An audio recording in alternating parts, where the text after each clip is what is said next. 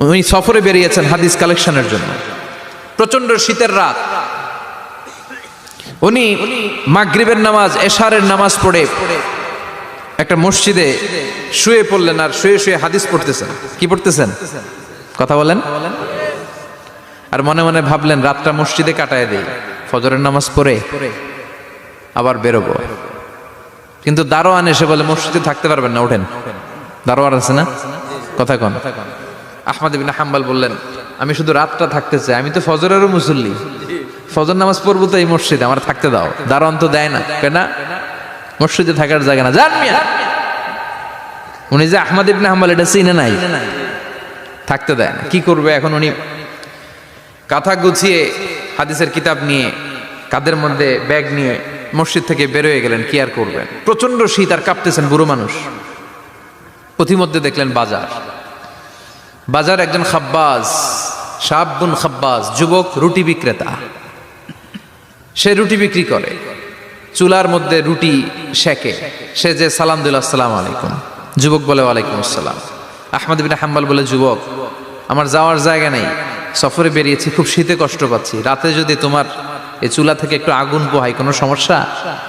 যুবক বলে না না সমস্যা না, হালান ওয়া সাহালান, খোশ আমদেদ, আসেন আসেন, আপনি আগুন পোহাইলে আমার সমস্যা কি? সুবহানাল্লাহ পড়েন।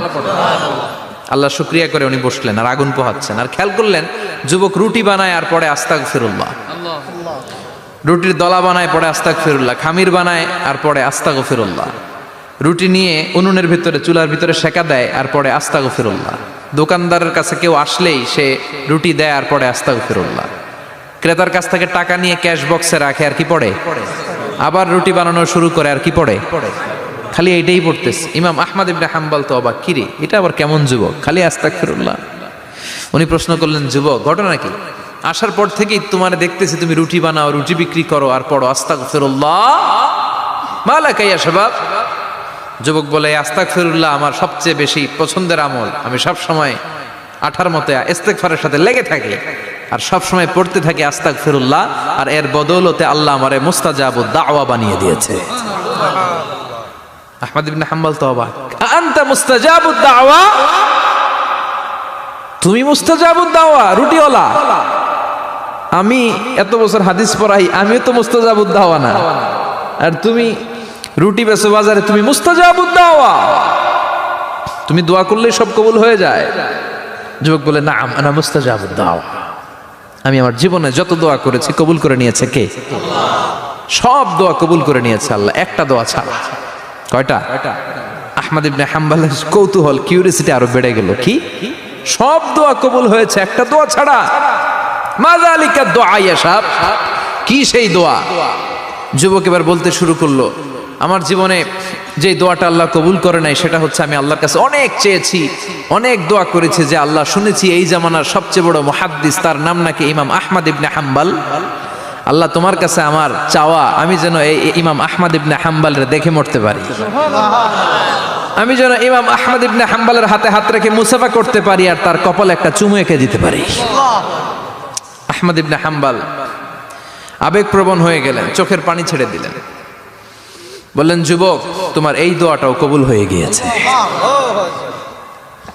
আহমদ ইবনে হাম্বলের দেখা আর সাক্ষাৎ পাওয়ার জন্য আহমদ ইবনে হাম্বলের বাড়িতে তোমার যাওয়ার দরকার নাই, আহমদ ইবনে হাম্বল তোমার দরবারে ছুটে এসেছে। আনা আহমদ ইবনে হাম্বল মুহাদ্দিসুদ দাহর, আমি নিজেই আহমদ ইবনে হাম্বল। যুবক চোখের পানি ছেড়ে দেয়, আহমদ ইবনে হাম্বল চোখের পানি ছেড়ে দেয়।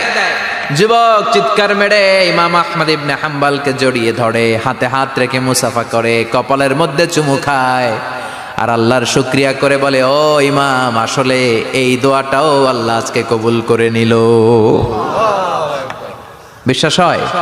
সবসময় ইস্তেগফার পড়লে আপনার দোয়াগুলোর এইভাবে কবুল করে নিবে কে? এই পাঁচটা জিনিস পাবেন সবসময় যদি ইস্তেগফারের সাথে লেগে থাকেন। রাজি আছেন তো? এই জন্য বিশ্বনবী সব সময় নামাজে সালাম ফিরানোর পরে পড়তেন আস্তাগফিরুল্লাহ। কি পড়তেন? তিনবার পড়তেন আস্তাগফিরুল্লাহ, আস্তাগফিরুল্লাহ, আস্তাগফিরুল্লাহ। পড়তে রাজি আছেন? ইস্তেগফারের অনেকগুলো আলফাজ আছে, সবচেয়ে ছোট ইস্তেগফার হচ্ছে এটা আস্তাগফিরুল্লাহ, আস্তাগফিরুল্লাহ। আরো আছে আস্তাগফিরুল্লাহ আল্লাযী লা ইলাহা ইল্লা হুয়াল হাইয়ুল কাইয়্যুম আতুবু ইলাইহি। বিশ্বনবী বলেন এই ইস্তেগফারটা যদি কেউ পড়ে আত-তাওয়াল্লি মিন ইয়াউমিজ যাহাফ, যুদ্ধের ময়দান থেকে পালিয়ে আসা কবিরা গুনাহ। কি গুনাহ? কাফেরদের সাথে যুদ্ধ, আমি তাগড়া যুবক, তলোয়ার নিয়ে নেমেছি, আমার দেহের এক ফোঁটা রক্ত থাকা পর্যন্ত আমি যুদ্ধ চালিয়ে যাব, আমি ফিরে আসতে পারবো না, আইনটা কার? ফিরে আসলে কবিরা গুনাহ। বিশ্বনবী বলেন যুদ্ধের ময়দান থেকে ফিরে এসেছে এরকম কবিরা গুনাহ